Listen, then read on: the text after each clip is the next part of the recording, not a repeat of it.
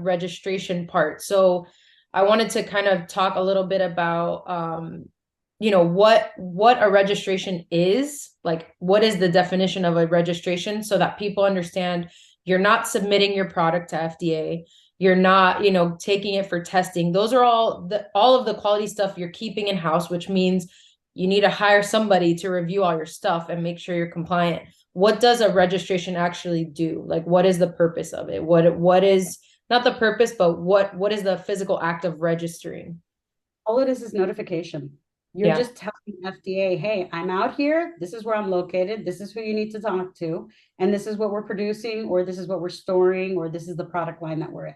That's all it is. It yeah, is not an FDA approval. It is not an FDA recognition of anything. right, And in fact, FDA has issued statements that just because you're FDA registered, you shouldn't put that on your labeling or on your marketing material because you are making an implied claim that we have somehow stamped FDA approval on here, when in right, fact, it's nothing more than just a notification. That's right. all it is. Right. And generally applies to a facility, right? To a place, not to the product itself, not to the brand.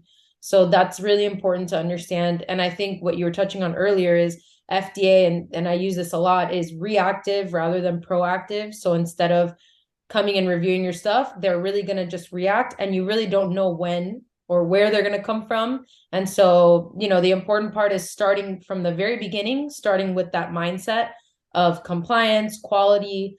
You know, you think about like planting a seed.